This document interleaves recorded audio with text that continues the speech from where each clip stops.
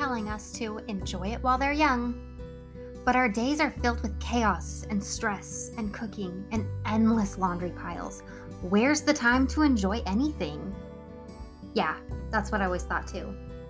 There's so much I have to do. When do I find time for peace and joy and happiness when I barely have time to sleep? Mama, it's time for a shift. You can be a happy mom. Yeah, it's possible. If I can, you can. Trust me. I've been a mess. I've been depressed. I've been overwhelmed. I've been to the bottom of the pits. And I've risen. I've grown. I've bloomed. And it all started when I realized I didn't have to anything. I get to. It is my privilege and my honor and my divine responsibility to be the queen of my home. It's not a burden. I'm not the janitor and the lunch lady. I'm in charge. I'm the ruler. I'm the chaos coordinator. I'm the calm in the storm. I don't have to anything. I get to. And so do you. So let's rise, mamas. Adjust your crown. Accept your responsibility. And change the effing world. It's all in the way you choose to see it. You're listening to I Get To, the podcast with Brittany Clarkson. That's me.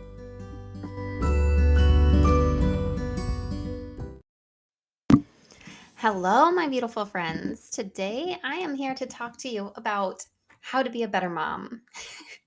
And it's funny to me because you don't need me to tell you how to be a better mom. Because you already are the best mom for your children.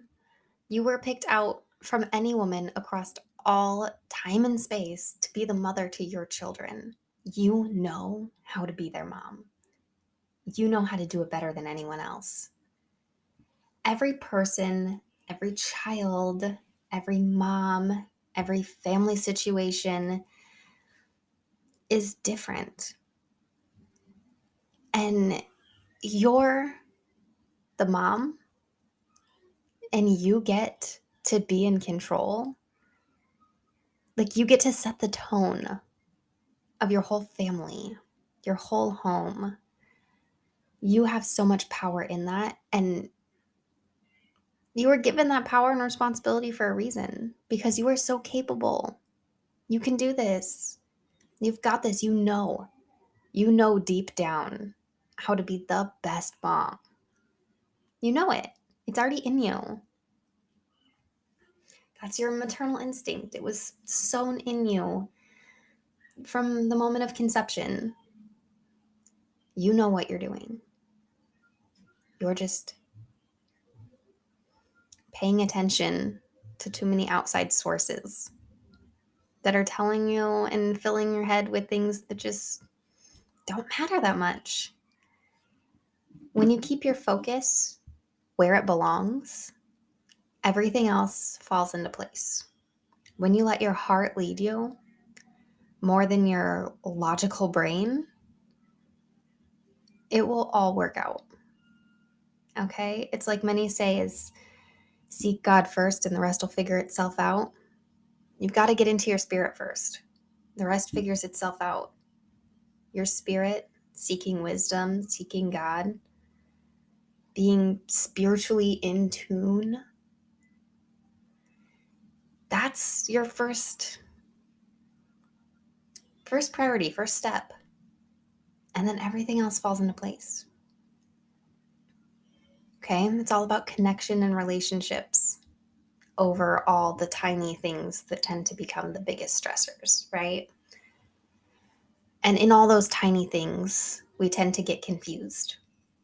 So let's first point out that motherhood is not housekeeping or homemaking. It's not the cooking, it's not the cleaning, it's not the mundane tasks of the day, it's not your to-do list. Motherhood is that unique and beautiful and influential relationship that you have with your kids. Motherhood is just a piece of everything you do. We tend to use it as an umbrella term for everything we do when we are organizing and, controlling the home, managing the home. But home management and motherhood are not synonymous. They're not the same. They do go hand in hand a lot, but they're not the same thing. So let's not confuse these things, because there's moms who don't make their home and they don't keep their own house, and they're still mom. All the moms out there who work all day and they are not the ones who take care of their home.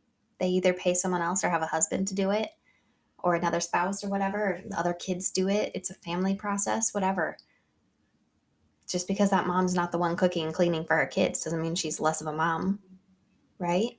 So don't tie your identity as a mom to the cooking and cleaning. Don't tie your worth as a mom. Don't judge how well you're doing as a mom by how well you're cooking and cleaning. They might go hand in hand. They might overlap in a lot of ways, but they're not the same. Now, also, I want to add that motherhood is not 100% synonymous with parenting. You see, you already know how to be the best mom to your kids. And it's very likely that knowing is buried under a pile of parenting advice. Okay, being a mom and parenting, again, they go hand in hand, but they're not 100% synonymous. You see, because dads parent too, don't they? Sometimes grandparents parent a child. Parenting it's the discipline and the instruction. It's raising them, it's teaching them, it's guiding them. Moms do a lot of parenting. But motherhood and parenting are not 100% the same thing. They just overlap a whole lot. All right? That mom part is that beautiful and delightful side. It's the hugs and the kisses and the playing and the connection. Motherhood is wanting to be there for your kids. Parenting is being there for your kids. Motherhood is all about the heart behind everything you're doing when you have a kid. You can't lose yourself in that. All right? And there's also the homemaker. This is where you provide a safe, clean, loving home for your kids. And in my opinion, homemaking should never be the priority over making sure that your children feel loved. And I think sometimes our vision gets clouded on that. We get hyper-focused on some of the homemaking tasks because we're making the home for our kids.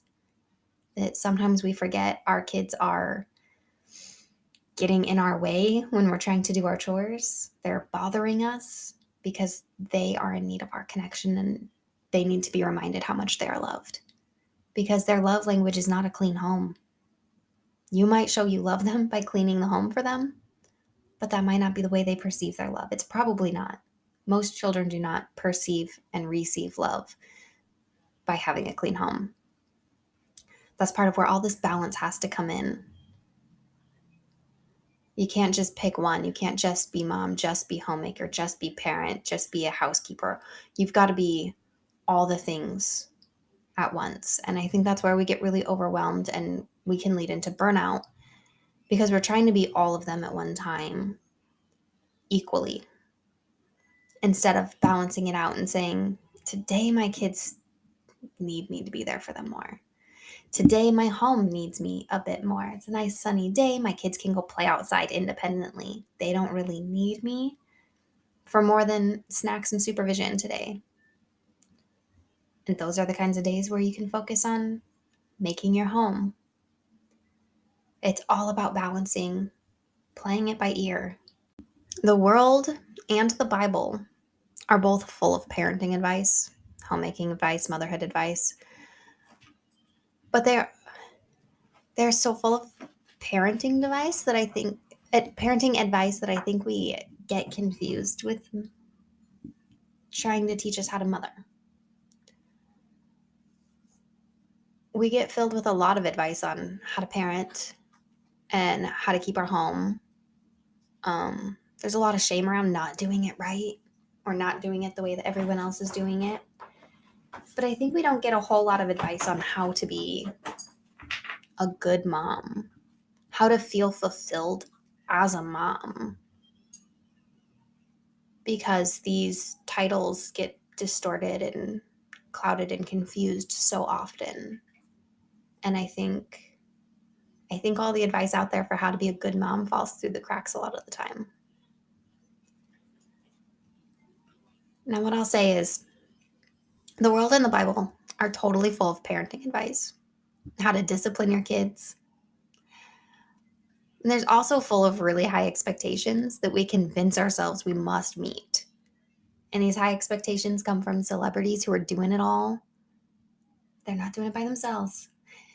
All the way to the Proverbs 31 woman who's doing it all. Again, she's not doing it all by herself. There's a balance to everything. Don't feel guilty when you can't do it all on your own. Don't feel like you have to. Hey, Mama. If you're feeling lost in a mess of motherhood and chaos, let me tell you about this thing that happened to me. I was having a major depressive episode when the most hectic and stressful day came at me. I was feeling so broken and defeated. I felt so unworthy of these beautiful children who depended on me. I couldn't even depend on myself. I was sad. I was miserable. I wanted out of this life. Then it dawned on me in this spiritual, kismet kind of way. I have all the tools I need to make my life better. I know how to do it. I know how to not be depressed. I know how to not be stressed. Yet here I am, not doing the things I know I need to do. Mama, I know you've got the answers you need to. But just in case you're having a hard time finding them, I put together the Happy Mom Brain Workbook so you can learn this process that I used for internal healing just the same way that I did it. This is what helped me learn to be a happy mom, and I'm so honored to share it with you. The Happy Mom Brain is available at BrittanyClarkson.com, or just follow the link on the top of the page. But what we tend to miss is there's more to motherhood than disciplining a disobedient child. Like how to raise a child that wants to listen to you. And that's connection, by the way. So here we are, and I'm about to give you 3 of my tips to be a better mom. Okay? Now that we've laid the groundwork, you know you already are the best. Number 1 is to love your kids deeply and truly. We all say we love our kids, but really, love is a verb. Keep that in mind always. Love is patient, love is kind. Love them just as they are without trying to change them. Pay more attention to their positive behaviors than you do their negative. They are unique and perfect, and they don't need to learn to fit into your preferred style of parenting. It's your responsibility to take the time to find the right style of parenting for them. You're the mom. You know what's going to work with your children. You have that spiritual connection to them. Number 2 is to play with them. Kids love to be played with. My kids are mostly independent players, or they play with each other because I have 3 small boys who are all, less than 2 years apart. So they do entertain each other a lot, which means since they don't ask me to play too often, I have to be very intentional about playing. So find something that you love to do with your kids, and just one thing. And that's probably even better if there's just one specific game or way that you play with them, because you're going to be building this memory with the repetition of always playing one game with them. And it will be forever put into their hearts, and they will always associate this one thing with you. So I play with my kids at the park a lot. I exert a ton of physical energy into playing with them. We play things like Lava Monster or like Pirates and Evil Mermaid. And I just turn into a kid again. Playing is so good for you too. It's really good as an adult to take time to play. It benefits both parties. Play with your kids. Find something you like. I mean, it could be a board game. Could be tag. I don't know. If you have small kids, get one of those cat lasers. Little kids love chasing those things. And number 3 is to learn from them. Kids are full of simple wisdom if you just pay attention. Learn the way they think. Learn the way they play. Learn the way they learn. Pay attention to them and anticipate what they're going to need. Thank you so much for listening today. If you could do me a quick little favor and rate and review this podcast, that would mean so much to me. And also, if you could screenshot the episode you're listening to and share it on your social media so that other mamas can find the same episodes and learn the same things you've learned, that would mean so much to me, so much to the whole world. Thank you so much for making the world a better place.